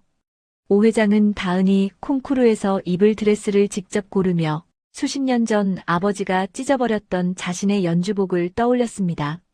자신이 입지 못했던 그 꿈의 옷을 다은에게 입혀줌으로써 자신의 상처받은 어린 시절도 함께 치유하고 싶었던 것입니다. 인호와 영희 역시 드레스를 보며 감탄을 금치 못했습니다. 인호는 딸이 입게 될 귀한 옷을 손끝으로 조심스레 만져보며 아내 영희에게 말했습니다. 여보, 우리 다은이가 정말 큰 사람이 되려나 봐. 이렇게 귀한 분들이 우리 아이를 지켜봐 주시니 말이야. 내가 백화점에서 겪은 수모는 이제 다 잊었어. 오히려 그 덕분에 우리 다은이가 이런 기회를 얻었으니 말이야. 수술 후 손가락이 부쩍 좋아진 영희는 다은의 드레스를 정성껏 다림질하며 대답했습니다. 영희의 손은 이제 가벼운 쟁반 정도는 들 수 있을 정도로 회복되어 있었습니다. 그러게요, 당신. 우리 다은이가 받은 사랑만큼 나중에 다른 사람들에게도 베풀 줄 아는 따뜻한 피아니스트가 되면 좋겠어요. 우리가 가난할 때 받은 이 은혜, 평생 잊지 말고 갚으며 살아야지요. 드디어 콩쿠르를 일주일 앞둔 마지막 리허설 날 아카데미 대강당에는 팽팽한 긴장감이 감돌았습니다. 다은은 수아와 함께 무대 뒤 대기실에서 손을 맞잡았습니다. 이제 그들은 더 이상 서로를 밀어내는 경쟁자가 아니었습니다. 정상을 향해 함께 걷는 동반자였죠. 수아는 긴장한 다은의 손을 꼭 쥐어주며 말했습니다. 다은아, 할 수 있어. 네가 연습한 그 수많은 밤을 믿어. 너의 겨울바람은 세상에서 가장 따뜻할 거야. 수아의 응원에 다은은 환하게 웃었습니다. 다은은 피아노 앞에 앉아 쇼팽의 겨울바람 첫 소절을 내리쳤습니다. 이전의 새들의 노래가 애처로운 작은 새의 날갯짓이었다면 지금의 연주는 거친 들판을 달리는 야생마처럼 힘차고 당당했습니다. 정통 클래식의 틀 안에서도 다은 특유의 영혼을 울리는 소리는 변함이 없었습니다. 오히려 더 깊고 풍성해졌죠. 건반을 타고 흐르는 선율은 대강당의 높은 천장을 뚫고 나갈 듯 웅장하게 울려 퍼졌습니다. 강희찬 교수는 객석에서 다은의 연주를 듣다가 온몸에 전율이 돋는 것을 느꼈습니다. 단순히 기술적으로 완벽한 것을 넘어 곡에 담긴 슬픔과 희망을 이토록 생생하게 전달하는 연주자는 평생에 단 한 명 볼까 말까 한 제목이었습니다. 강 교수는 확신했습니다. 이번 콩쿠르의 주인공은 그 누구도 아닌 가장 낮은 곳에서 피어난 이 작은 소녀가 될 것이라고 말입니다. 밤이 깊어지도록 아카데미의 연습실 불은 꺼질 줄 몰랐습니다. 다은과 수아는 서로의 어깨에 기대어 잠시 휴식을 취하며 다가올 무대를 상상했습니다. 창밖으로는 차가운 밤바람이 불었지만 연습실 안의 공기는 두 소녀의 열정으로 뜨겁게 달아올라 있었습니다. 전국 영재 콩쿠르라는 거대한 산을 앞에 두고 다은은 오 회장이 보내준 연주복을 어루만지며 다시 한번 마음을 다잡았습니다. 어떤 거친 겨울바람이 불어와도 자신의 음악은 멈추지 않을 것이며 자신을 믿어주는 사람들의 기대를 저버리지 않겠다고 다짐하면서 말입니다. 다은의 눈은 이제 더 이상 불안에 떨지 않았습니다. 그곳에는 음악을 향한 순수한 열정이 보석처럼 빛나고 있었습니다. 대한민국 예술의 심장이라 불리는 예술의 전당 대강당은 이른 아침부터 팽팽한 긴장감으로 가득 차 있었습니다. 오늘은 전국의 내로라 하는 피아노 영재들이 모여 실력을 겨루는 결선 당일이었죠. 화려한 샹들리에 조명이 눈부시게 쏟아지는 무대 위에는 검은 유광이 흐르는 커다란 그랜드 피아노 한 대가 마치 제왕처럼 당당하게 자리를 잡고 있었습니다. 공연 시작 전 VIP석에 조용히 앉는 한 여인. 바로 로열백화점의 오명숙 회장이었습니다. 평소에 화려한 수행원들도 물리친 채 비서 한 명과 온 오 회장은 수수한 검은색 정장 차림으로 조용히 자리에 앉았습니다. 그녀의 시선은 무대 위 피아노가 아닌 대기실 방향을 향하고 있었습니다. 자신이 익명으로 보낸 하늘빛 드레스를 입고 무대에 오를 다은을 생각하니 평생 냉혹한 승부사로 살아온 그녀의 가슴도 알 수 없는 떨림으로 요동치고 있었던 것입니다. 그 시각, 무대 뒤 대기실. 다은은 오 회장이 보내준 하늘빛 드레스를 입고 가만히 눈을 감았습니다. 거울에 비친 자신의 모습은 더 이상 백화점 구석에서 아빠를 기다리던 초라한 소녀가 아니었습니다. 수아와 함께 밤을 지새우며 익혔던 이론들, 손가락에 피가 맺히도록 연습했던 쇼팽의 선율, 그리고 무엇보다 자신을 믿어준 가족의 얼굴이 머릿속을 스쳐 지나갔습니다. 드디어 다은의 이름이 호명되었습니다. 다은이 무대 중앙으로 걸어 나오자 객석에서는 나지막한 감탄사가 흘러나왔습니다.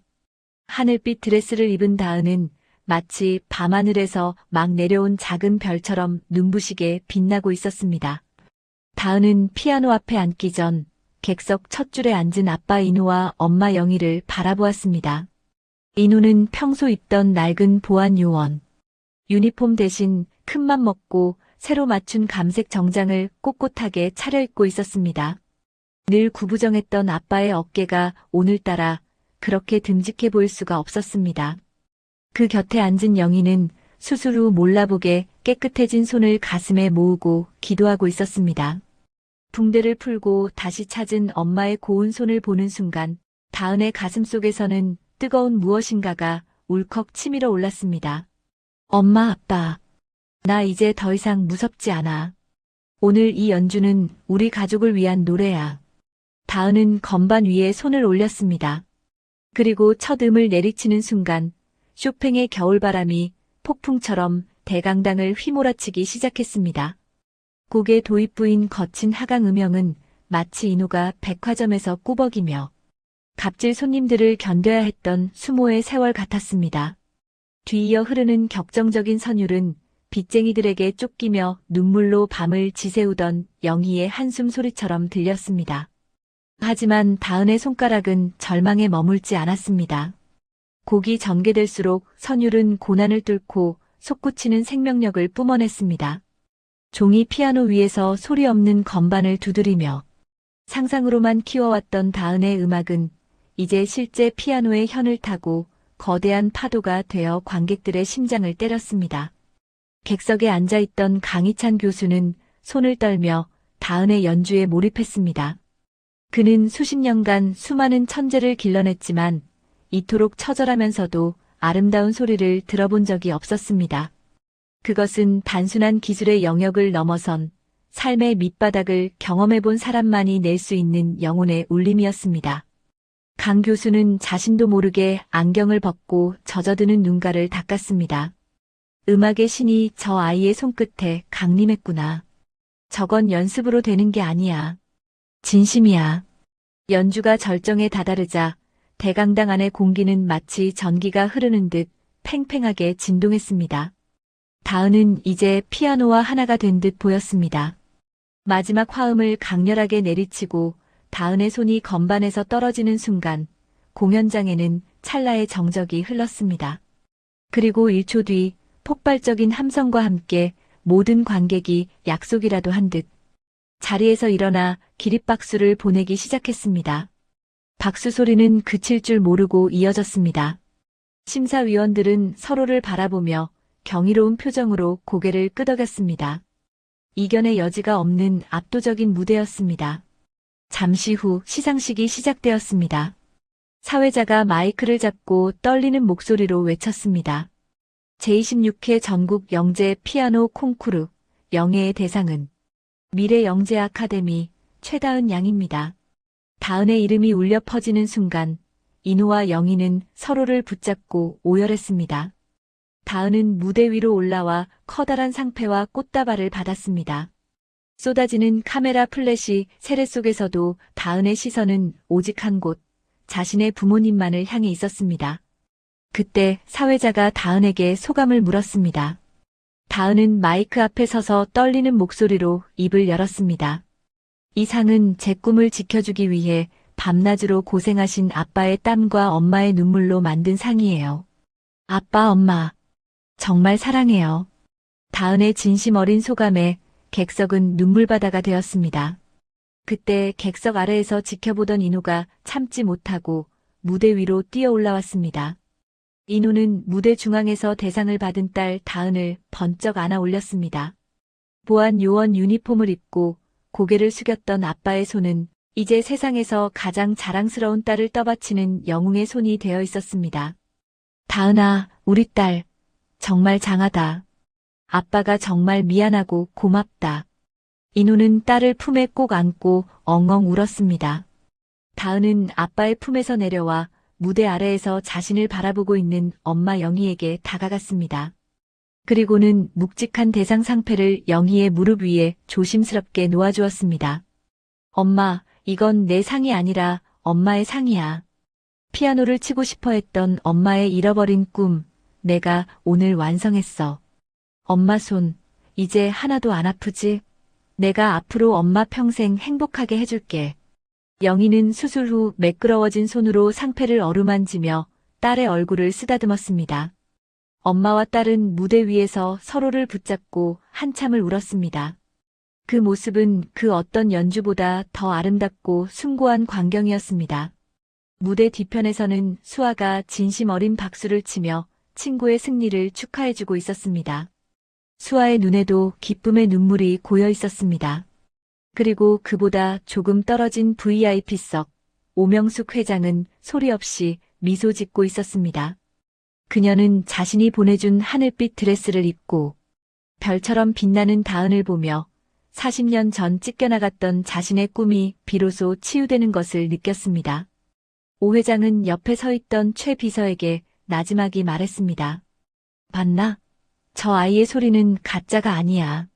내 인생에서 가장 잘한 투자였어. 아니, 투자가 아니라 내가 구원받은 기분이야. 오 회장은 자리에서 일어나 다은을 향해 천천히 박수를 쳤습니다. 냉혹하기만 했던 어른 마녀의 눈에 따스한 인간의 온기가 맺혔습니다. 대강당의 조명은 꺼지지 않고 오래도록 다은 네 가족을 비추었습니다. 가난과 멸시라는 거친 겨울바람을 견디고 일어선 소녀는 이제 대한민국을 넘어 세계를 울릴 피아노의 별이 되었습니다. 무대 위에서 부둥켜 안은 새 식구의 모습 위로 다은이 연주했던 쇼팽의 마지막 찬양이 축복처럼 내려앉았습니다. 세월은 강물처럼 흘러 어느덧 수년이라는 시간이 지났습니다. 화려한 조명 아래 긴장하며 서 있던 어린 소녀 다은은 이제 우아한 분위기를 풍기는 성숙한 숙녀이자 전 세계가 주목하는 차세대 피아니스트로 성장했습니다. 유럽의 권위 있는 음악원에서 공부를 마치고 귀국한 다은의 앞에는 이제 비단길 같은 탄탄대로가 펼쳐져 있었죠. 하지만 다은은 귀국 후 가장 먼저 화려한 독주회장이 아닌 자신의 운명이 바뀌었던 그곳으로 발걸음을 옮겼습니다. 그 사이 로열 백화점에도 많은 변화가 있었습니다. 한때 어른 마녀라 불리며 모든 직원을 벌벌 떨게 했던 오 회장은 이제 백화점 안에서 가장 인자한 미소를 지닌 할머니로 통하고 있었습니다. 다은을 후원하며 다시 시작한 피아노 레슨은 그녀의 메마른 감성을 촉촉하게 적셔주었고 날카롭던 성격마저 부드럽게 바꿔놓았습니다. 오 회장은 이제 서재에 틀어박혀 서류를 보는 시간보다 피아노 앞에 앉아 서툰 손가락을 움직이며 선율을 만들어내는 시간을 더 소중히 여기게 되었습니다. 어느 맑은 오후 로열 백화점 명품관 중앙 로비는 평소보다 훨씬 활기찬 분위기로 가득 찼습니다. 10억 원이라는 가격표가 붙어 사람들을 주눅 들게 했던 파치올리. 피아노 주변에는 더 이상 험악한 인상의 보안 요원들이 서 있지 않았습니다. 대신 그 자리에는 꽃장식과 함께 소외된 아이들을 위한 자선, 음악회라는 따뜻한 문구가 적힌 안내판이 세워져 있었죠. 이날의 주인공은 바로 다은과 오 회장이었습니다. 두 사람은 나란히 앉아 피아노를 함께 치는 연탄곡 연주를 준비했습니다. 백화점 로비는 연주를 보기 위해 모여든 시민들과 아이들로 인산인해를 이루었습니다. 귀빈석 가장 앞자리에는 다은의 부모님인 인호와 영희가 자리를 잡았습니다. 인우는 이제 낡은 보안 요원 유니폼 대신 딸이 선물해준 근사한 양복을 입고 있었습니다. 백화점에서 모욕당하며 고개를 숙이던 그때의 초라한 모습은 이제 흔적도 찾아볼 수 없었습니다. 인우의 곁에는 수술 후 깨끗하게 나은 손을 무릎 위에 얹고 환하게 웃고 있는 영희가 있었습니다. 영희의 고운 손마디는 이제 더 이상 고통에 떨지 않았고 남편의 손을 따뜻하게 감싸주며 딸의 무대를 기다리고 있었습니다. 드디어 다은과 오 회장이 무대 중앙으로 걸어 나왔습니다. 다은은 세련된 드레스 차림으로, 오 회장은 우아한 정장 차림으로 서로의 손을 맞잡고 관객들에게 정중히 인사했습니다. 두 세대를 뛰어넘은 친구인 두 사람의 모습에 관객들은 뜨거운 박수를 보냈습니다. 두 사람이 피아노 의자에 나란히 앉았습니다. 다은이 오 회장에게 눈인사를 건네자 오 회장이 먼저 조심스럽게 첫음을 눌렀습니다. 이어서 다은의 섬세한 선율이 덧이 펴지며 환상적인 화음이 백화점 전체에 울려 퍼졌습니다. 그들이 선택한 곡은 다은의 엄마. 영희가 만들었던 새들의 노래를 두 사람이 함께 연주할 수 있도록 편곡한 곡이었습니다. 과거에는 금기의 상징이었던 10억 원짜리 피아노가 이제는 가난하고 소외된 아이들에게 희망을 전하는 사랑의 악기로 변해 있었습니다. 다은의 손가락은 나비처럼 건반 위를 날아다녔고 오 회장의 손가락은 묵직한 울림으로 곡의 중심을 잡아주었습니다. 연주가 이어지는 동안 백화점을 찾은 사람들은 쇼핑도 잊은 채 이 아름다운 광경에 몰입했습니다. 관중석 뒤편에는 다은의 영원한 라이벌이자 이제는 둘도 없는 동료가 된 수아가 꽃다발을 들고 서 있었습니다. 수아는 다은의 성장을 진심으로 축하하며 자신도 다은에게 받은 영감을 토대로 더 깊이 있는 음악가로 거듭나고 있었습니다. 수아는 연주를 들으며 다은과 처음 마음을 나눴던 그날을 떠올렸습니다. 음악은 경쟁이 아니라 대화라는 다은의 가르침이 수아의 인생을 어떻게 바꿔놓았는지 다시 한번 가슴 깊이 새겼습니다. 연주가 절정에 달하자 인우와 영희의 눈가에는 다시 한번 눈물이 고였습니다. 그것은 슬픔의 눈물이 아니라 온갖 시련을 이겨내고 마침내 찾아온 평화에 대한 감사의 눈물이었습니다. 영희는 남편의 손을 더 꽉 쥐었습니다. 자신의 부서진 꿈이 딸을 통해 이토록 찬란하게 부활할 줄은 꿈에도 몰랐던 일이었죠. 인우 역시 자신의 짓밟혔던 자존심이 이제는 가족의 자부심이 되어 돌아왔음을 느끼며 깊은 안도의 한숨을 내쉬었습니다. 연주가 끝나자 백화점 로비는 우레와 같은 박수 소리와 환호성으로 뒤덮였습니다. 다은과 오 회장은 서로를 마주보며 밝게 웃었습니다. 10억 원이라는 거대한 벽에 가로막혀 절망했던 한 가족의 비극은 이제 온 세상을 치유하는 기적의 선율로 승화되었습니다. 시상식이나 화려한 트로피는 없었지만 이날의 연주회는 그 어떤 콩쿠르보다 더 위대했습니다. 연주회가 끝난 후 다은은 무대에서 내려와 아빠 인우와 엄마 영희를 꼭 안아주었습니다. 아빠, 엄마, 우리 이제 정말 행복하다, 그쵸? 다은의 말에 인우는 딸의 머리를 쓰다듬으며 대답했습니다. 그래, 다은아. 내 덕분에 아빠는 세상에서 가장 행복한 사람이 됐단다. 너의 그 귀한 손이 세상을 이렇게 따뜻하게 만들어주니 아빠는 더 바랄 게 없구나. 오 회장 역시 다은네 가족에게 다가와 따뜻한 축복의 말을 건넸습니다. 그녀는 인우의 손을 잡으며 다시 한번 조용히 말했습니다. 인우 씨, 우리 백화점을 가장 빛나게 해준 사람은 바로 당신과 다은이입니다. 이 피아노가 제 소리를 찾게 해줘서 정말 고마워요. 백화점 밖으로 노을이 지기 시작했습니다. 하지만 백화점 안을 가득 채운 온기는 식을 줄 몰랐습니다. 한때는 누군가에게 상처를 주고 누군가에게는 절망이었던 그 공간이 이제는 모두가 함께 웃고 즐기는 평화의 광장이 되었습니다. 다은의 앞날은 이제 더 이상 험난한 자갈밭이 아니었습니다. 그녀의 곁에는 사랑하는 부모님과 든든한 후원자 오 회장, 그리고 진심을 나눌 수 있는 친구 수아가 함께하고 있었습니다. 짓밟힌 보안 요원의 자존심에서 시작된 이 기나긴 이야기는 결국 사랑과 용서, 그리고 음악이 지닌 위대한 힘을 증명하며 아름다운 마침표를 찍었습니다. 하지만 이것은 끝이 아니라 새로운 시작이었습니다. 다은의 선율은 앞으로도 수많은 사람의 가슴 속에 희망의 씨앗을 심어줄 것이며 그들이 겪었던 시련과 극복의 이야기는 전설이 되어 오래도록 회자될 것입니다.